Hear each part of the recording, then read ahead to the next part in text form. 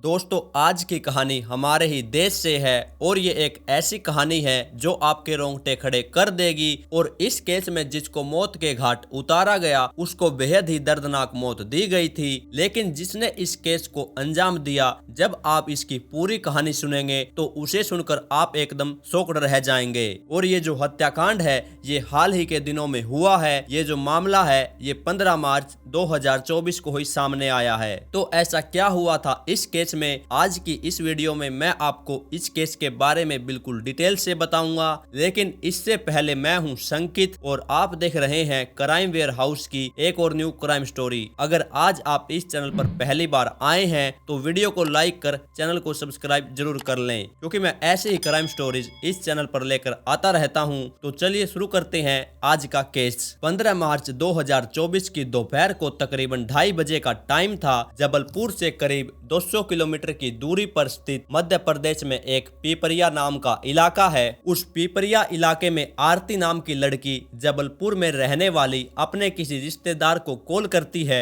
और ये कहती है कि उसकी एक कजन का व्हाट्सएप पर वॉइस मैसेज आया और उस मैसेज में ये है कि उसके पापा और भाई को किसी ने मार डाला है। ये जो मैसेज था ये सुबह के टाइम पर भेजा गया था, लेकिन दूसरी तरफ से इसको पढ़ने में तकरीबन 4 से 5 घंटे लगा दिए थे। और जब उसने ये मैसेज सुना तो उसने पीपरिया से सीधा अपने एक रिश्तेदार को, जो कि जबलपुर में ही थे, उसको इस मामले के बारे में बताया कि मुझे ऐसे ऐसे ये मैसेज आया है। फिर वो रिश्तेदार घर पहुंचा और ये घर था जबलपुर में एक रेलवे कॉलोनी है। और उस रेलवे कॉलोनी में रेलवे डिपार्टमेंट के ऑफिसर, जो कि एक अच्छी पोस्ट पर थे, उनका नाम था राजकुमार विश्वकर्मा। वो अपने परिवार के साथ रहा करते थे। उनकी पत्नी की साल 2023 में किसी कारण से मौत हो गई थी और इनके साथ इनके अलावा इनकी एक 16 साल की बेटी और एक 8 साल का बेटा, ये 3 लोग ही थे। तो फिर वो रिश्तेदार राजकुमार के घर पर पहुंचता है, उन्हें आवाज लगाता है, लेकिन अंदर से कोई भी जवाब नहीं आया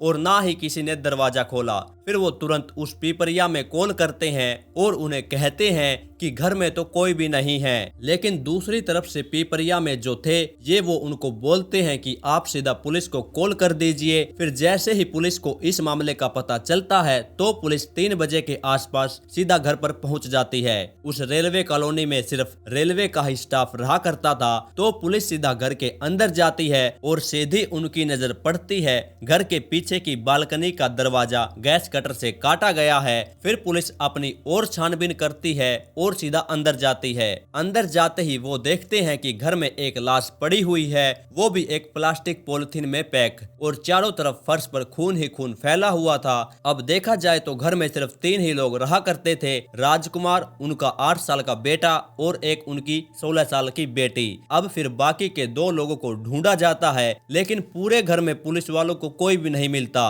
अब पुलिस पूरे घर की छानबीन कर ही रही थी कि इतने में एक पुलिस वाले की नजर पड़ती है फ्रिज के ऊपर। उस फ्रिज पर कुछ लाल लाल रंग के धब्बे थे और जब पुलिस वालों ने गौर से देखा तो उन्हें पता चला कि ये लाल रंग के धब्बे खून के ही हैं। फिर फ्रिज को खोला गया तो फ्रिज की सारे ट्रे गायब थी और फ्रिज के अंदर एक पॉलिथीन में लिपटी हुई लाश पड़ी हुई थी। अब पुलिस वालों को उस घर से 2 लाशें मिल चुकी थी। अब पुलिस वाले उस 16 साल की लड़की को ढूंढ रहे थे, लेकिन पूरे घर को अच्छे से छानने के बाद भी उन्हें वो लड़की मिली ही नहीं। अब पुलिस वालों ने दोनों लाशों को अपने कब्जे में लेकर छानबीन शुरू कर दी और अब तक ये खबर पूरी कॉलोनी में फैल चुकी थी। तो पुलिस ने भी सबसे पहले छानबीन की शुरुआत उसी कॉलोनी से की। पुलिस को अब ये भी था कि बाप बेटे की तो लाश मिल चुकी है, लेकिन बेटी जो है वो अभी भी गायब है। और जो बालकनी का दरवाजा काटा गया था उससे भी ये साफ हो गया था कि कोई जान पहचान वाला तो ऐसा कर नहीं सकता, जरूर ये काम किसी अननोन शख्स ने किया होगा।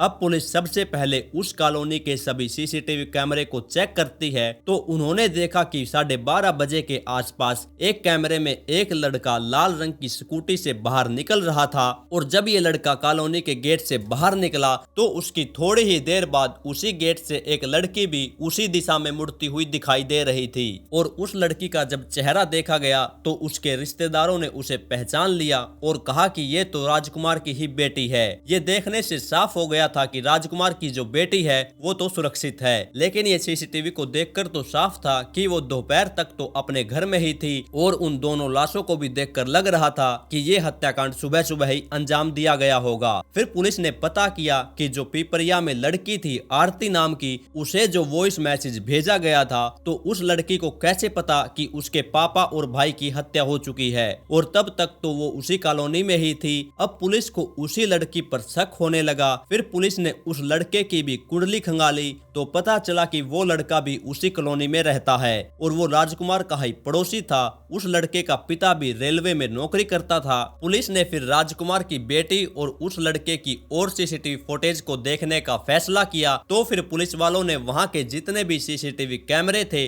उन सब को खंगालना शुरू कर दिया। अब तक पुलिस की भी कई टीमें बन चुकी थी। फिर जबलपुर के रेलवे स्टेशन पे एक लड़का लाल रंग की स्कूटी के साथ सीसीटीवी फुटेज में देखा गया और वो जो स्कूटी थी वो वही थी जो पुलिस वालों ने उसी कॉलोनी से बाहर आते हुए देखी थी। साथ में लड़का भी वही था और वो लड़की भी उसी लड़के के साथ थी स्कूटी पर। कॉलोनी के गेट से तो ये दोनों अलग अलग निकले थे, लेकिन रेलवे स्टेशन की पार्किंग में दोनों एक साथ दिखाई दिए। फिर रेलवे स्टेशन की पार्किंग में उस लड़के ने अपनी स्कूटी को लगाया और स्कूटी पार्क करके वो दोनों वहां से निकल गए। अब पुलिस को लगा कि स्कूटी को पार्किंग में लगाने के बाद वो दोनों रेलवे स्टेशन के अंदर जाएंगे और कहीं न कहीं की ट्रेन जरूर पकड़ेंगे। फिर पुलिस की एक टीम रेलवे स्टेशन पहुंची। रेलवे स्टेशन के सभी सीसीटीवी फुटेज को देखा गया तो पता चला कि पहले तो वो दोनों रेलवे स्टेशन के अंदर आते हैं दोपहर के तकरीबन 12:59 के आसपास और फिर अगले ही 2-3 मिनटों में ही वो दोनों एग्जिट भी कर लेते हैं। फिर वो दोनों रेलवे स्टेशन से बाहर निकलकर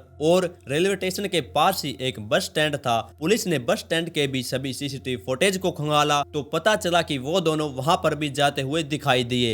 फिर एक पीले रंग की बस में वो दोनों सवार होते हुए देखे गए। फिर जिस बस में वो दोनों चढ़े थे उस बस की भी जानकारी ली गई कि ये बस कहाँ जा रही है। तो उन्हें पता चला कि वो बस जबलपुर से कटनी जा रही है और जबलपुर से कटनी की दूरी लगभग 90 किलोमीटर के आसपास है। फिर पुलिस ने उस बस के ड्राइवर और कंडक्टर का पता किया और फिर वो उनके पास पहुंचे और उन दोनों से इन दोनों की फोटो दिखाकर पूछा कि ये दोनों लड़का लड़की तुम्हारी बस से कहां पर उतरे थे। फिर पता चला कि वो दोनों चढ़े तो कटनी जाने के लिए थे और उन्होंने टिकट भी कटनी की ली हुई थी, लेकिन वो दोनों रास्ते में ही उतर गए थे। एक आधारतल नाम का इलाका है, ये दोनों वहां पर उतरे थे। फिर पुलिस आधारतल के बस स्टैंड पर पहुंची। वहां पर जाने के बाद उन्होंने पूछताछ की कि ये दोनों लड़का लड़की कौन सी बस में चढ़े थे और कहां पर गए हैं। फिर पता चला कि यहाँ से वापस वो लोग चढ़े थे, यहाँ से भी उन्होंने कटनी की ही बस ली थी, लेकिन फिर वो सिंघोरा उतर चुके थे। फिर पुलिस सिंघोरा जाकर वहाँ की बस के बारे में पूछताछ करने लगी कि उस बस के ड्राइवर और कंडक्टर कौन थे। फिर उस तीसरी बस से पूछताछ हुई, उन्होंने भी बताया कि हाँ वो दोनों बस में चढ़े थे, लेकिन ये दोनों कटनी उतर गए और उसके बाद हमें पता नहीं कि वो अब कहाँ गए। फिर पुलिस कटनी पहुंची,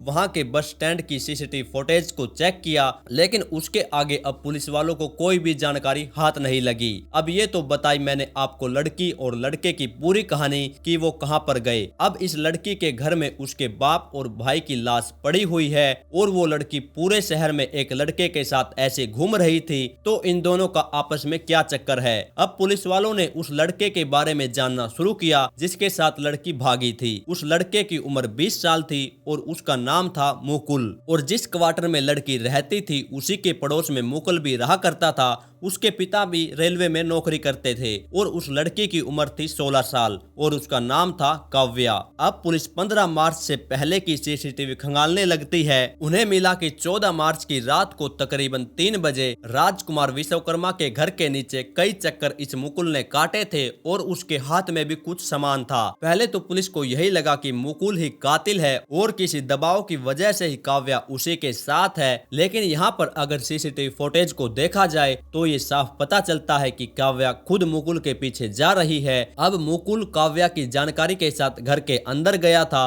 तो वो गैस कटर से बालकनी का दरवाजा काट कर क्यों गया? काव्या बड़े ही आराम से दरवाजा खोल देती तो मुकुल रात को ही घर के अंदर आ सकता था, तो मुकुल ने गैस कटर का इस्तेमाल क्यों किया? अब पुलिस वालों के हिसाब से दूसरी थ्योरी ये थी कि मुकुल ने काव्या के साथ मिलकर इस डबल मर्डर को अंजाम दे दिया था, लेकिन पुलिस ने अब इन दोनों की पिछली कहानी खंगाली तो कहानी अब 2023 में लौटकर आ चुकी थी। दरअसल काव्या और मुकुल दोनों पड़ोसी थे और सितंबर 2023 में राजकुमार विश्वकर्मा ने अपनी बेटी को पुलिस स्टेशन साथ ले जाकर एक रिपोर्ट दर्ज करवाई थी और वो रिपोर्ट थी मुकुल के खिलाफ। राजकुमार ने रिपोर्ट में ये लिखवाया था कि ये मुकुल मेरी बेटी को छेड़ता है और उस लड़के ने मेरी बेटी के साथ कुछ गलत हरकतें भी की है। फिर इस रिपोर्ट के बाद पुलिस वालों ने मुकुल को गिरफ्तार कर लिया। अब फिर मुकुल को जेल भेज दिया गया और इसके ठीक 1 महीने बाद मुकुल जमानत पर बाहर भी आ चुका था और उसके बाहर आने की बात जब राजकुमार को पता चली तो उसने अपनी बेटी को अपने भाई के पास पिपरिया भेज दिया ताकि वो दोनों दोबारा मिल न सके और मुकुल भी उसके साथ कुछ गलत न कर दे। फिर काव्या चली भी गई